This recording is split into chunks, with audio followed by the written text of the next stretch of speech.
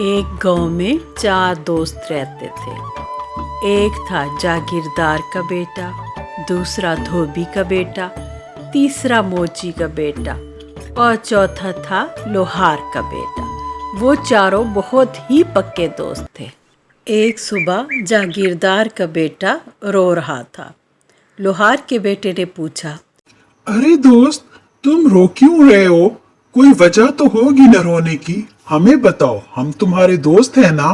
बस मैंने बाबा को कहा कि वो बुरे काम छोड़ दे, किसानों को सताना छोड़ दे, और बाबा ने मुझे घर से निकाल दिया।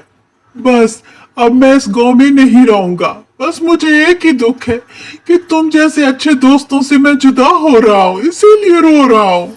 फिर तीनों दोस्तों ने फैसला किया वो भी जागीरदार के बेटे के साथ ही जाएंगे, और इस तरह उन्होंने अपना गांव छोड़ के इस सफ़र पर वो जागीरदार के बेटे के साथ निकल खड़े हुए। जंगल में आके उन्होंने थोड़ी देर आराम किया।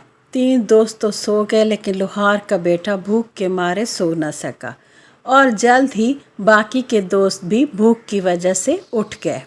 धोबी का बेटा बोला, हमें खाने के लिए कुछ तो तलाश करना होगा ना भाइयों, किसी एक को भेजना होगा हमें कि कुछ तो खाने के लिए ढूंढे। चूहे दौड़ रहे भूख से मेरे पेट में तो। फिर मोची का बेटा ये जिम्मेदारी खुद लेता है और वो खाने की तलाश में जंगल में और आगे बढ़ते हुए एक खुले मैदान में जा पहुंचता है। मोची के बेटे को एक बुजुर्ग आदमी नजर आता है। वो शख्स कहता है, बेटा, मैं जानता हूँ तुम्हें बहुत भूख लगी है। सामने ही आम का दरख्त है, देखो उस पे 4 आम लगे हुए हैं। चारों तुम्हें तोड़ने होंगे। उनके साथ अच्छी और बुरी किस्मत जुड़ी है, और हाँ, जिसने कच्चा आम खाया उसकी किस्मत तो बहुत ही खराब हो जाएगी। और बूढ़े आदमी के जाने के बाद मोची का बेटा 4 आम तोड़ लेता है। मैं ऐसा करता हूँ, आम तो तोड़ चुका हूँ, कच्चा आम यहीं पे खा लेता हूँ ताकि मेरे दोस्तों को पता ना चले, और जो बाकी के बेहतर आम है वो मैं उनके लिए ले जाता हूँ। हाँ, ये ठीक रहेगा। और फिर मोची के बेटे बेचारे ने वो कच्चा आम खा लिया और तीनों पके हुए आम लाके अपने दोस्तों को दिए, और उन्हें कह भी दिया कि मैंने अपने हिस्से का आम खा लिया है। जब ये चारों दोस्त एक कुएं पर पानी पीने के लिए रुके तो जागीरदार के बेटे ने जैसे ही पानी पिया, उसके मुंह से इतना तेजी से पानी निकलने लगा जैसे कि उसका मुंह न हो, कोई पंप हो।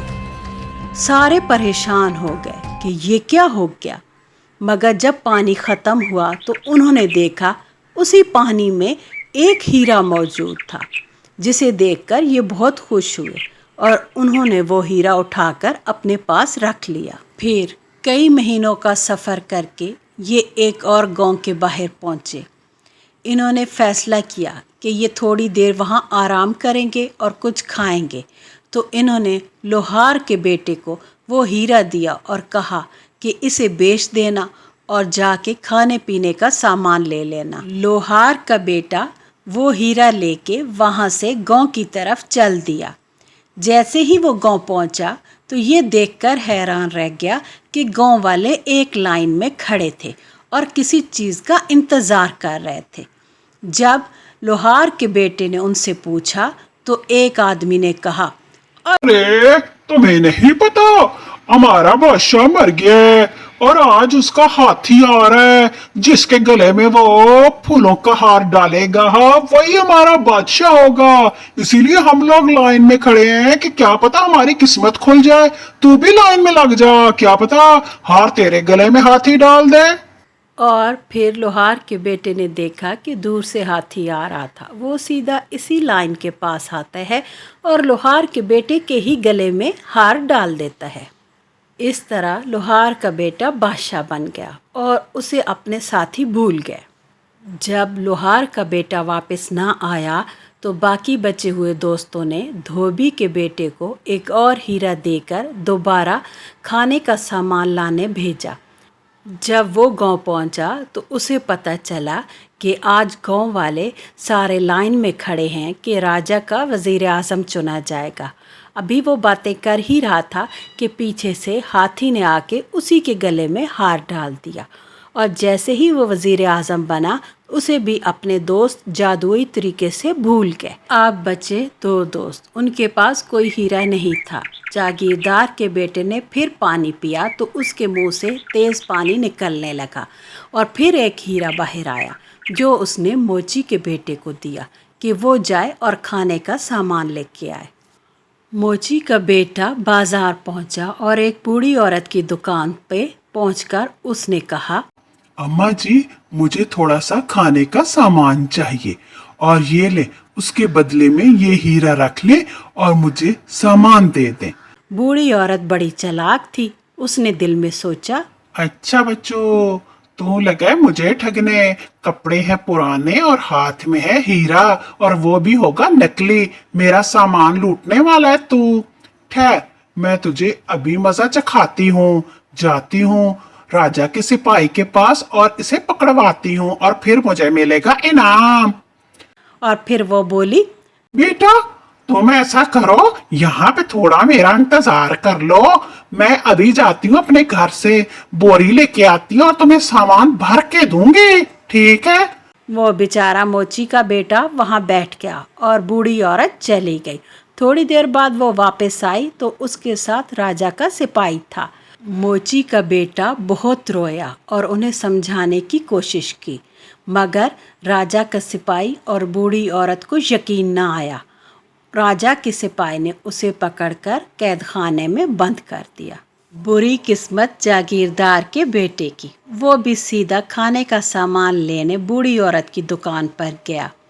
जैसे बूढ़ी औरत की नज़र हीरे पर पड़ी, वो समझ गई कि अब ये है उनका सरदार और ये भी मुझे लूटने आया है।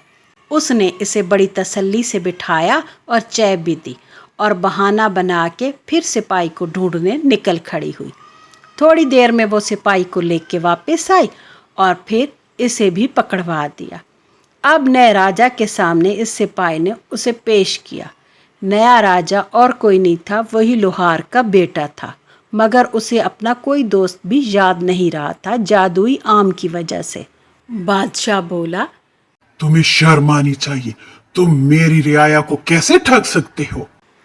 अब जागीरदार के बेटे ने 4 दोस्तों की सारी कहानी और जादुई आम का किस्सा सुनाया, तो दोनों को अपने ये दोस्त याद आ गया, बादशाह को भी और वज़ीर आज़म को भी।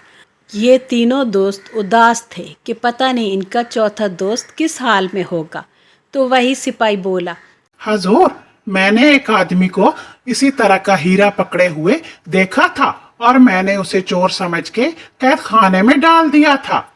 बादशाह ने उसी वक्त उसकी रिहाई का हुक्म दिया, और जैसे ही उसे रिहाई मिली, वो वाकई इनका चौथा दोस्त मोची का बेटा था। इस तरह ये चारों इस मुल्क में खुशी खुशी रहने लगे।